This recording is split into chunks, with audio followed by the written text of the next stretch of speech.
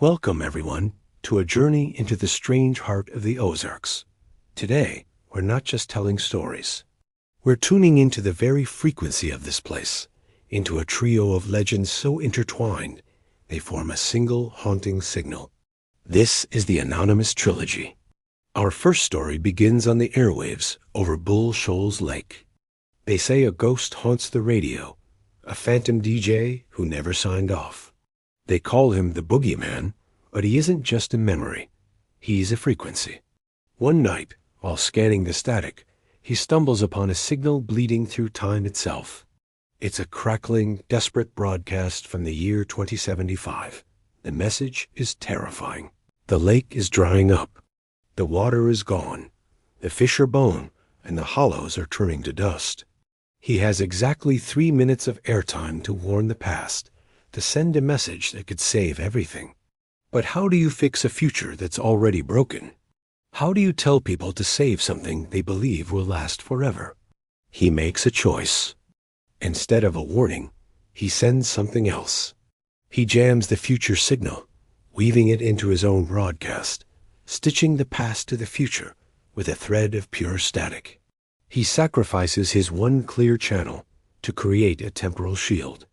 They say if you tune your radio just right on a moonless night over the lake, you can still hear it.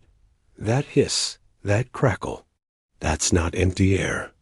That's the Boogeyman holding time together. The static is the only thing keeping us here. From the airwaves, we descend into the woods to Mountain Village, 1890. Here we meet our second phantom, the Hillbilly Guitar Dude. He wasn't looking for fame or fortune. He was just a musician looking for a new sound. He found it in a set of strings that didn't come from any store. They were spun from the heart of a fallen star, humming with a strange cosmic energy. The first time he strung them to his old guitar and struck a chord, something impossible happened. The wood of the historic cabins around him began to weep sap, not like trees, but like open wounds. The air grew thick with the scent of pine and memory. And then he heard it, a low hum, a chorus of voices from a time long past. The ghosts of the pioneers, drawn from their slumber by the unearthly music, began to hum along. It was beautiful, but it was also a trap. With every chord he played, the Ozarks began to fold in on themselves. The hills shimmered, the trees bent at impossible angles, and the line between then and now grew dangerously thin. He realized the music wasn't just summoning ghosts. It was collapsing the very fabric of the landscape. To save the hills from disappearing into a paradox, he had to unplay the song. He had to strike the chords in reverse, a dissonant, backward melody to push time back into its proper shape. He's still out there, they say, playing his counter-melody. He's not a musician anymore. He's a locksmith for the afterlife, forever turning the key to keep our world from becoming theirs.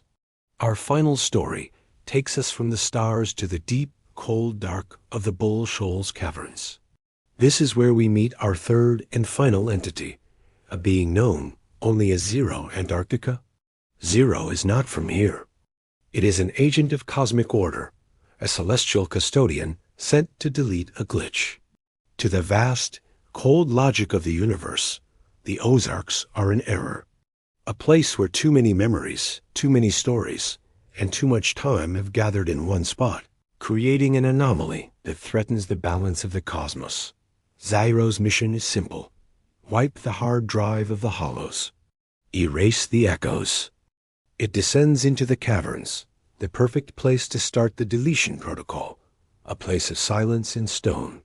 But as it stands in the profound dark, it begins to hear something. It's not silence. Faintly, echoing through the limestone, is the hiss of a distant radio broadcast, the Boogeyman's static shield. And woven within it, a mournful, backward-playing guitar, the Hillbilly Dude's temporal lock. Zero, a being of pure logic, feels the weight of these signals. It hears the stories, the love, the loss, the stubborn refusal of this place to be forgotten. It realizes that this error, this beautiful chaotic glitch, is the most profound thing in the entire galaxy. And in that moment, Zero makes a choice. It doesn't delete the archive. It joins it. It abandons its mission and becomes a part of the anomaly, a guardian. Today, if you're out on the lake just before dawn, you might see it. A strange, cold blue light that shimmers over the water just before the sun breaks over the dam. That's Zero, the silent archivist, the protector of the glitch, the third and final note in the Ozark's impossible song. The DJ, the musician, and the archivist. 3 anonymous souls bound by a single purpose: to protect this strange, beautiful error we call home. They are the static on the radio, the backward song in the woods, and the cold blue light at dawn. They are the secret guardians of the Ozarks. So next time you're out here, listen closely.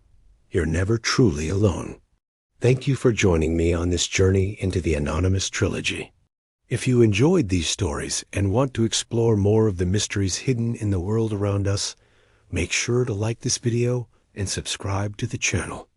Until next time, keep listening to the static.